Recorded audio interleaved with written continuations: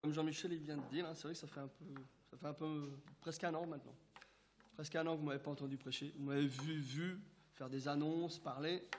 Mais prêcher, ça fait presque un an que je n'ai pas prêché, donc toujours ce stress, ça fait un peu bizarre.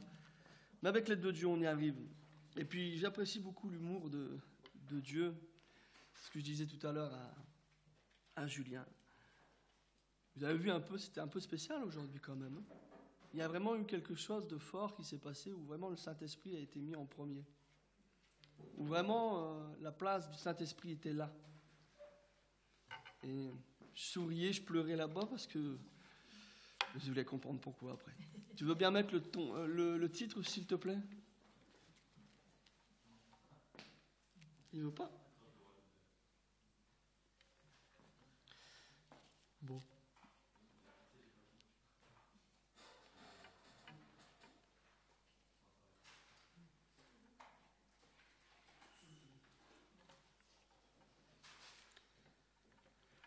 Oh là là. À part ça, vous allez bien?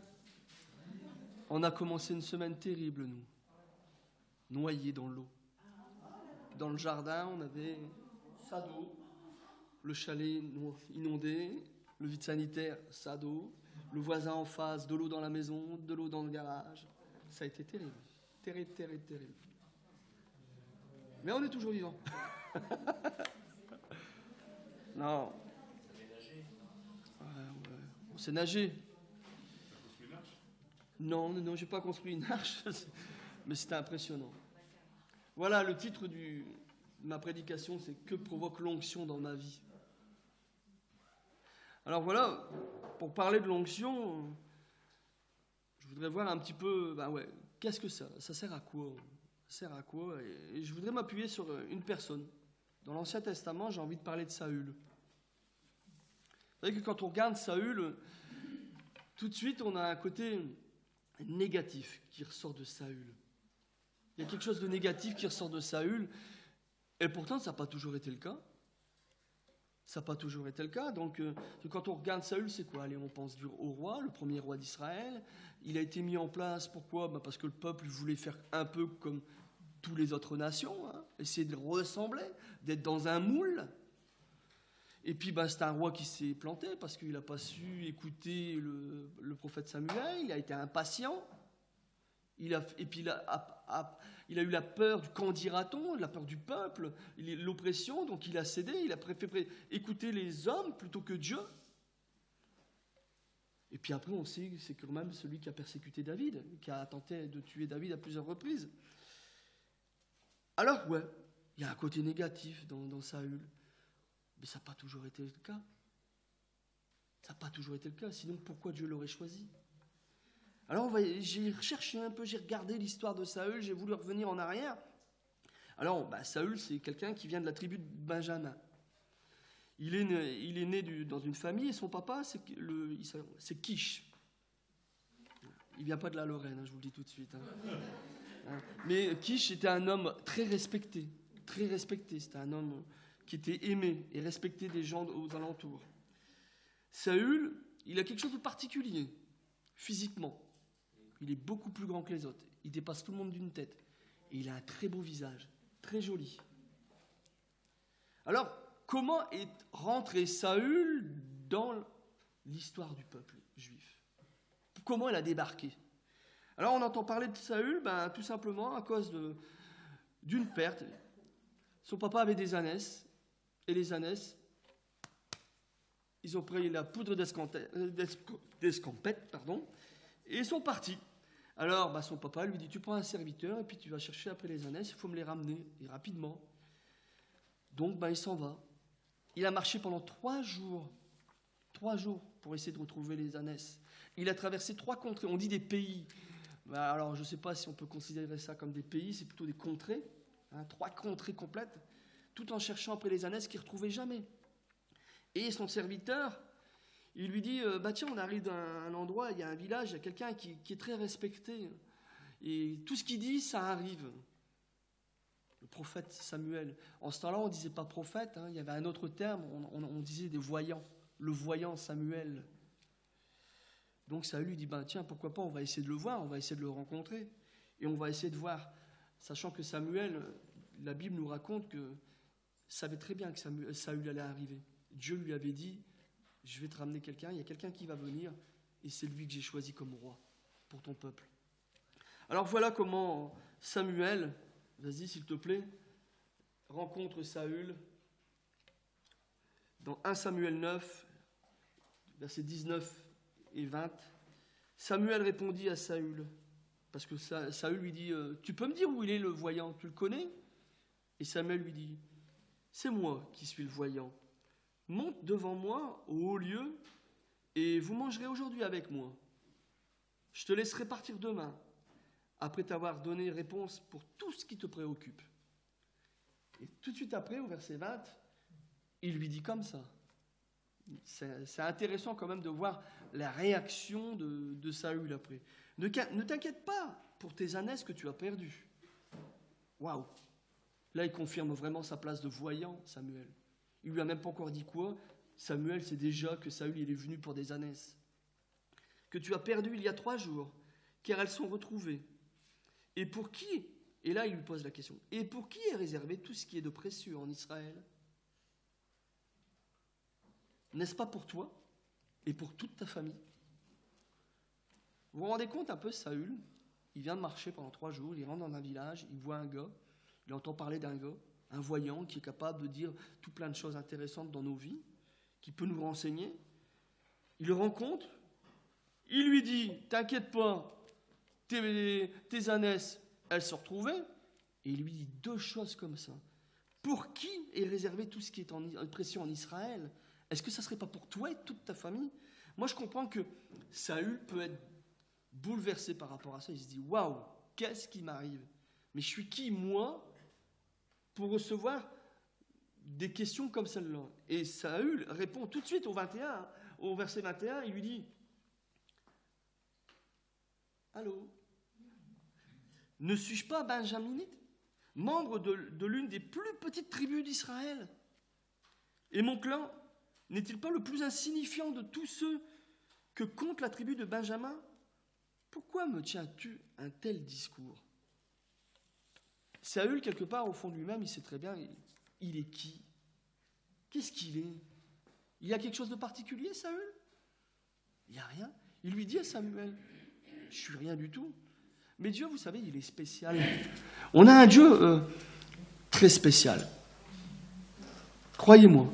Parce qu'il fait des choses dans nos vies sans qu'on lui demande. Et il y a des moments où on lui demande des choses et il les fait pas. Quand même spécial. Notre Dieu est spécial. On a un Dieu très spécial. Au chapitre 10, verset 1, Samuel prit une fiole d'huile qu'il versa sur la tête de Saül.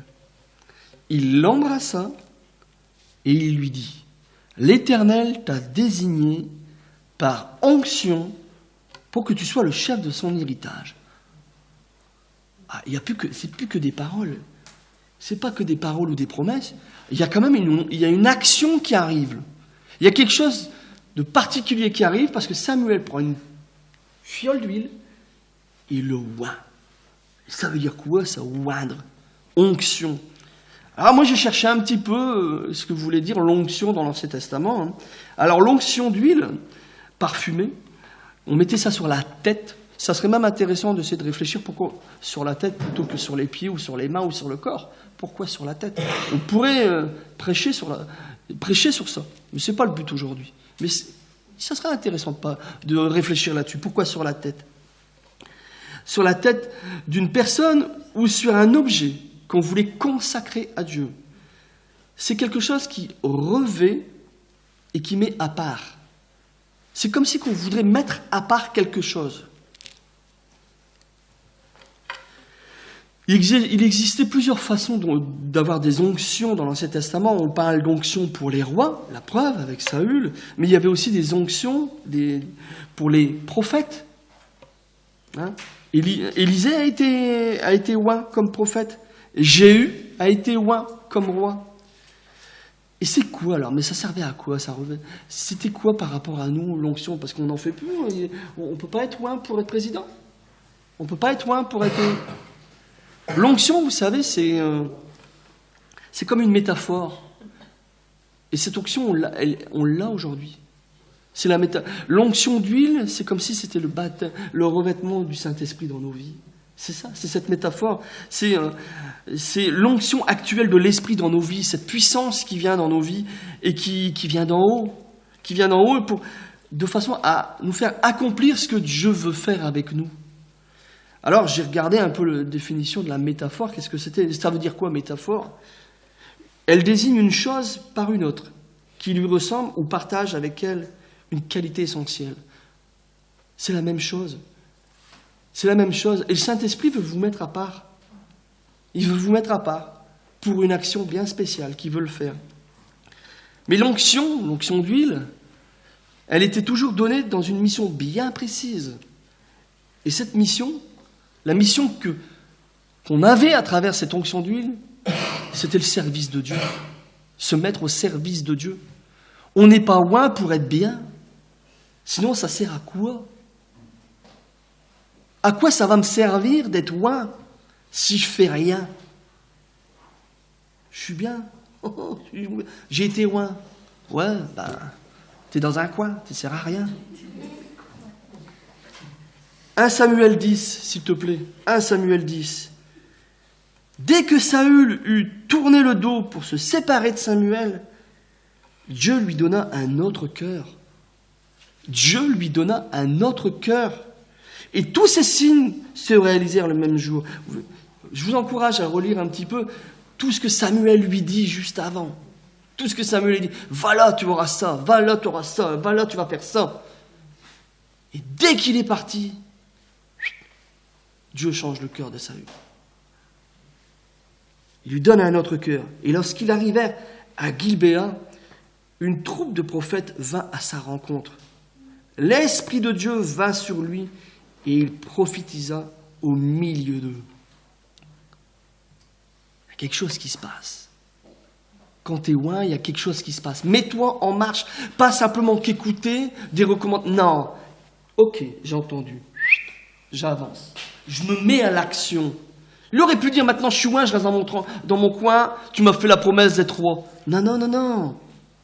Tu m'as fait la promesse d'être roi, mais il faut que je me mette à l'action. Et il prophétisa. Tous ceux qui l'avaient connu auparavant virent qu'il prophétisait avec les prophètes. Attends. Et les membres du peuple se disaient l'un à l'autre, qu'est-il arrivé au fils de Kish? Saül est-il aussi parmi les prophètes?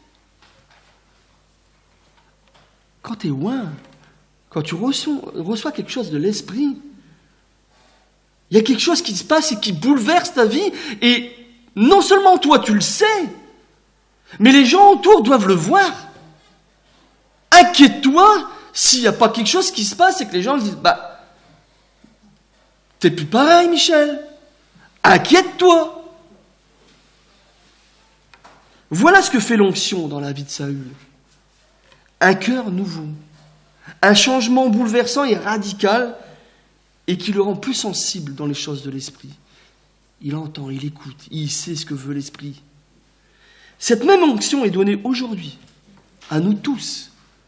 C'est pas réservé qu'à Saül, à Élisée ou Jéhu. Cette même onction, on l'a tous. Elle nous est offerte par promesse par Jésus. C'est Jésus qui nous l'a promis. C'est pas Michel, parce que si Michel vous promet quelque chose, vous pourriez peut-être avoir des doutes. Est-ce qu'il va tenir ses promesses? Mais si Jésus promet, amen, j'y crois.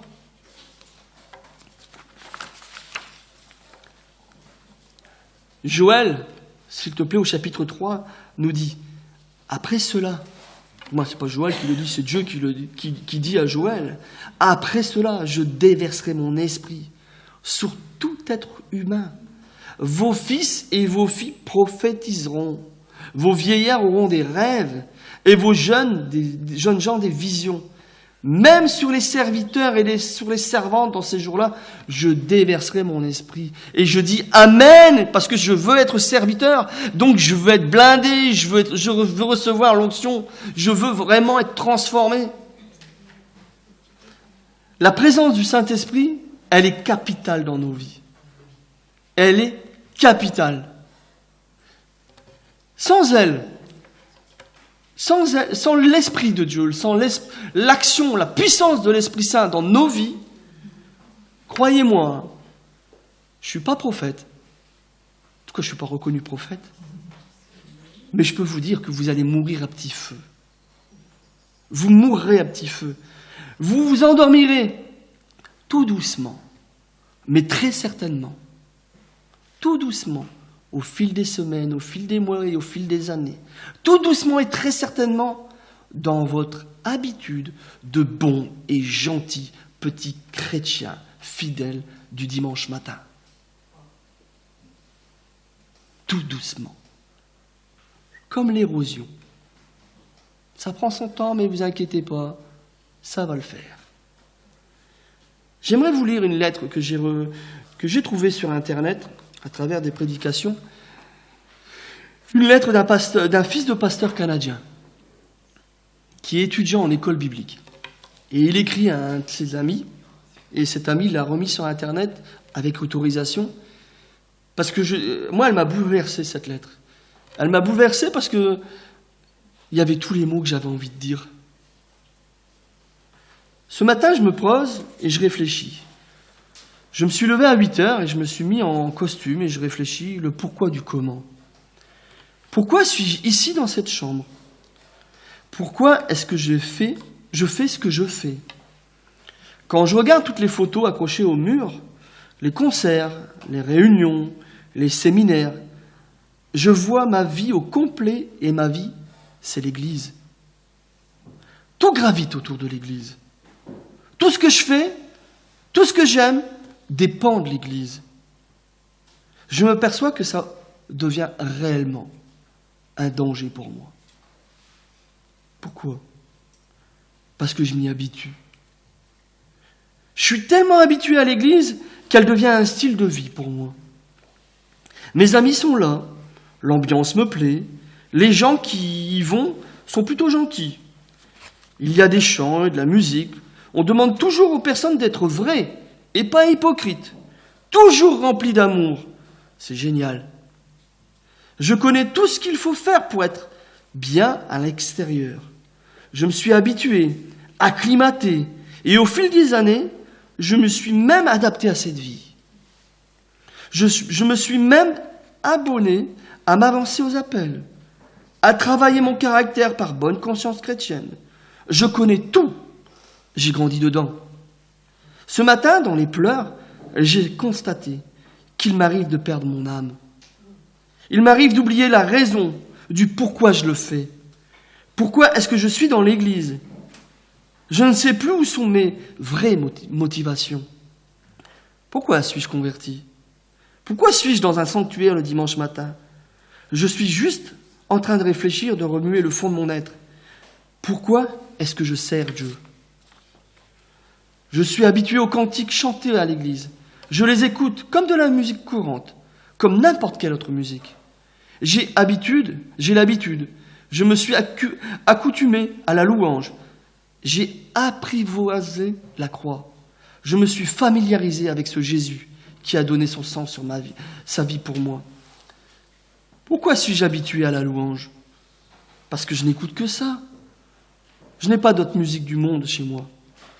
Pourquoi est-ce que je n'ai pas de la musique du monde? Parce que c'est le monde. Ça veut dire que je n'écoute pas Britney Spears ou AC/DC parce que ça m'éloignerait de Dieu. Mais alors pourquoi est-ce que je m'éloigne de Dieu pareillement? C'est parce que je me suis habitué à lui. Je comprends maintenant que s'habituer au chant du dimanche matin, c'est comme si j'écoutais les pires chansons mondaines qu'il puisse exister, parce que je les considère comme les autres. Je considère ce qui est saint comme banal. Voici un danger permanent dans ma vie, c'est l'habitude. Habitué au style, à la forme de vie en Jésus, sans vivre passionnément la vie en Christ. Je m'habitue à la connaissance que j'ai de la Bible, sans lui laisser exercer son œuvre en moi. Cet état de cœur est venu quand je me suis dit, je connais. Je frappe des mains le dimanche matin parce que tout le monde fait, pareil. J'ai égaré mon âme. Je parle de Jésus aux gens, mais je ne connais même plus qui est Jésus pour moi. Je vais à l'église pour célébrer Jésus, mais je ne sais plus rencontrer Jésus dans ma chambre. J'invite les inconvertis que j'évangélise à aller vers Jésus, mais je n'y vais plus moi-même. Je conseille comme seul remède aux problèmes de ce monde Jésus, mais il n'est même plus un remède pour ma vie. J'encourage les gens autour de moi à suivre plus et dépendre plus de Jésus, sans le suivre moi-même. J'ai égaré mon âme. Depuis ma plus tendre enfance, on m'a éduqué, inculqué ses paroles. Jésus t'aime. Mais je sais que Jésus m'aime. On me le dit si souvent. Ne vous inquiétez pas, ça va, je connais. Pourquoi est-ce que je chante des chants? Pourquoi est-ce qu'on ne vit et n'agit pas comme toutes les personnes que je croise dans la rue? La réponse est parce que nous connaissons une personne qui se nomme Jésus. Mais c'est quand je la connais et que je la rencontre plus que de vivre comme si je la connaissais n'a plus de raison d'être pour moi. Je ne peux plus parler de Jésus si je ne rencontre plus Jésus. Je suis dans une école biblique, je suis dans une chambre d'étudiants. Tout montre que je suis étudiant au collège biblique. Mes Bibles en grec, en hébreu, mes commentaires bibliques, les merveilleux livres sur mon étagère qui me parlent de ce Jésus.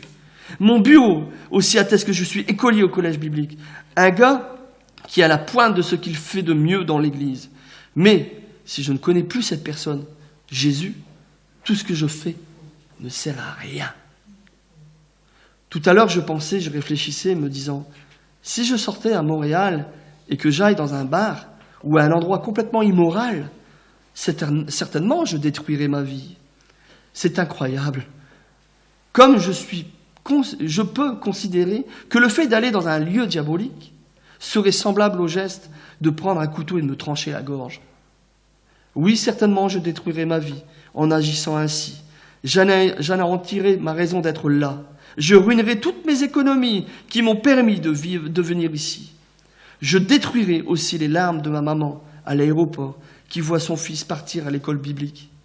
La fierté de mon papa pasteur qui voit son fils commencer dans le ministère. Mais je m'aperçois que je détruis ma vie de la même façon quand je me suis habitué à lui. De parvenir à sa présence d'une façon tellement courante, tellement désinvolte, que je n'ai plus de communion passionnée avec lui. Je suis comme mort. Mon modèle suprême est Jésus. Je dois être comme Jésus. Et c'est quand je ne suis plus comme Jésus, quand je ne manifeste plus Jésus à mon entourage, que je n'ai plus de raison de faire ce que je fais, d'être à l'endroit où je suis, d'être ce que je suis. Je détruis ce que je suis censé être. Je veux t'encourager et je prie pour toi que tu ne sois jamais habitué à Jésus, mais qu'à chaque fois que tu pries, ce soit comme une première fois. Amen. Fils de pasteur, moi, elle m'a bouleversé cette lettre. Mais combien je me retrouve dans ces lettres. On peut très bien vivre toute une vie de chrétien, sans onction, sans présence de l'Esprit dans nos vies, avec de la connaissance plein les poches, mais on se trompe énormément. Car Jésus nous appelle à toute autre chose. Vous savez, quand je lisais, je relisais cette lettre, et puis ça me faisait penser, vous savez, à ces vierges folles qui s'entendent dire, au moment frappé, je vous le dis en vérité, je ne vous connais pas. Je ne vous connais pas. Elles étaient certaines pourtant que leur vie de consécration, de sanctification, je vous rappelle que c'était des vierges, aurait ouvert les portes. Mais la sentence a été terrible. L'onction, la vie conduite par l'Esprit, n'est pas réservée à une élite. C'est faux. Elle nous est offerte au travers de la foi en Jésus. Comme je l'ai dit, c'est sa promesse. C'est lui qui l'a promis. Il n'y a pas de sélection. Dans Actes, au chapitre 1,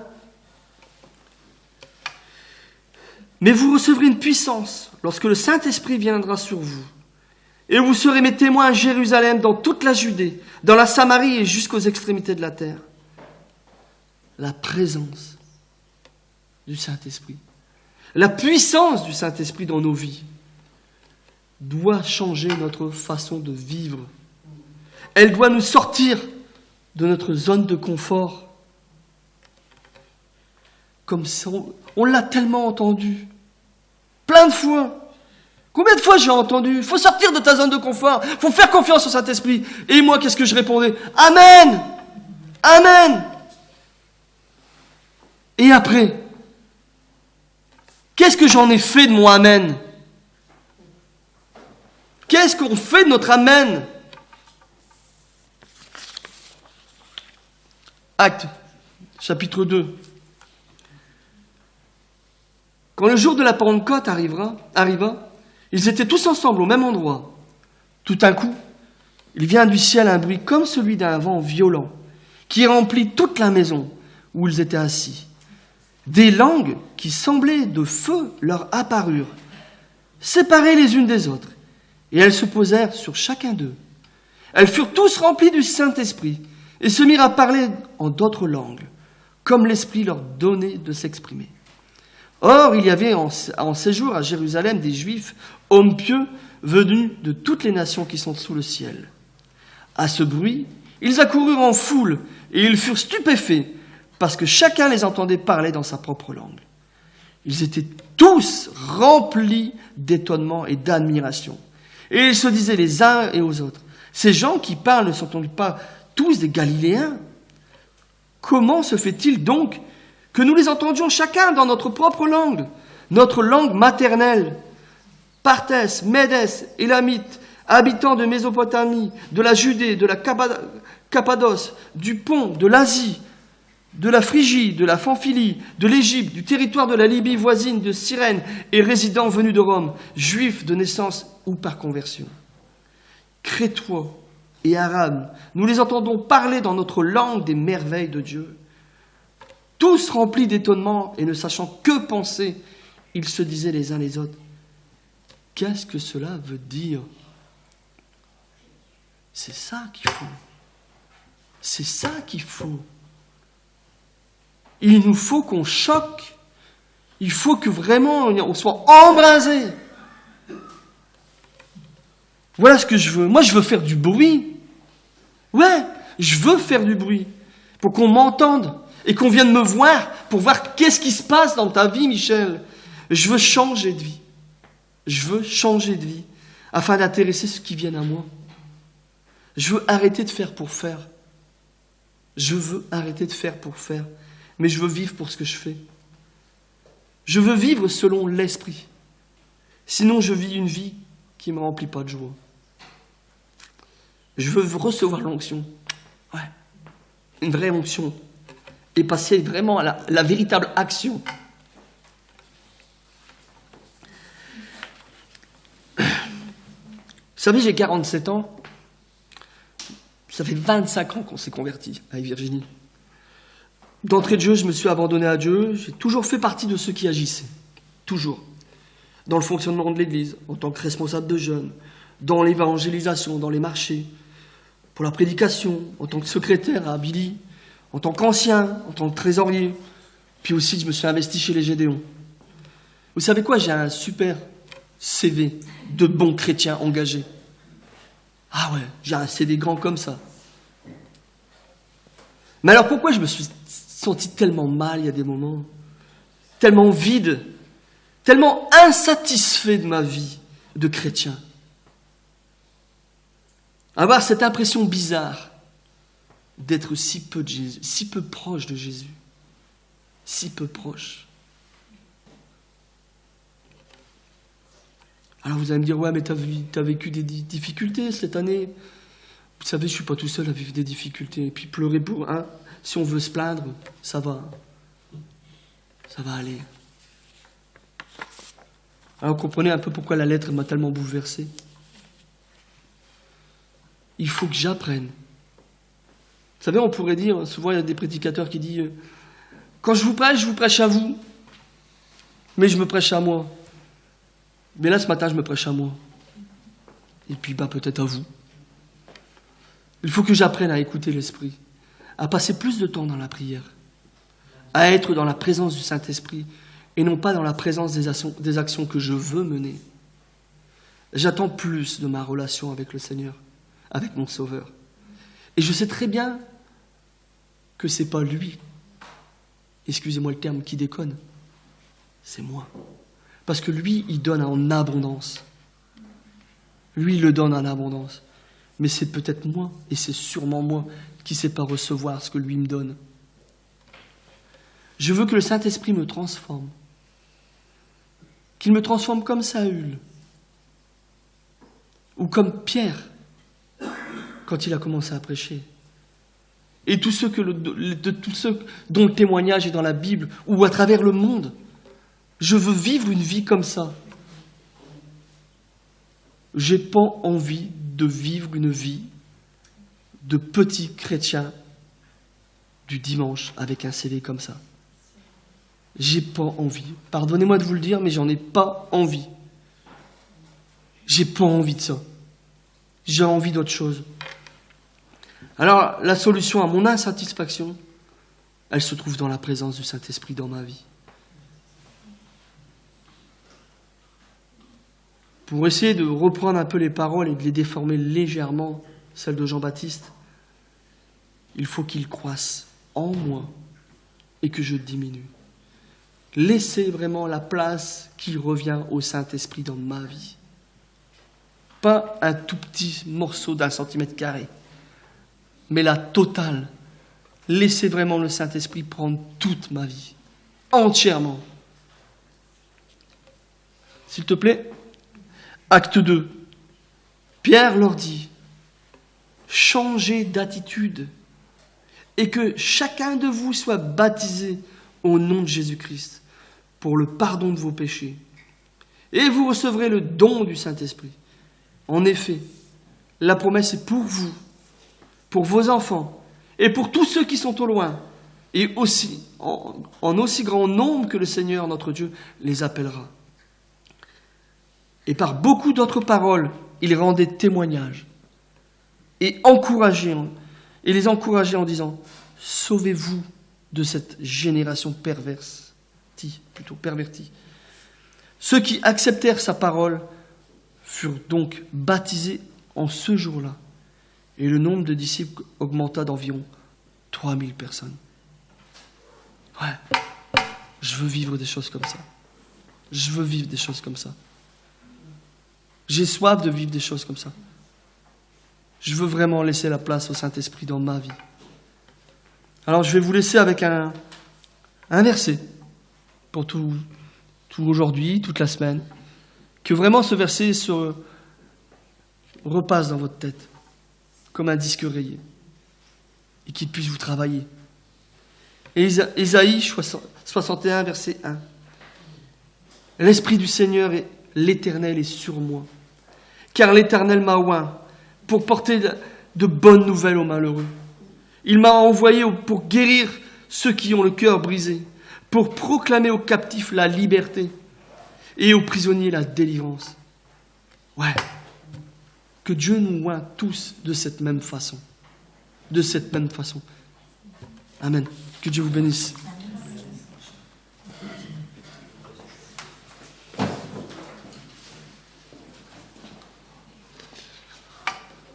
Merci au Seigneur. En tout cas, Michel, il l'a couvé pendant 1 an. C'est bien.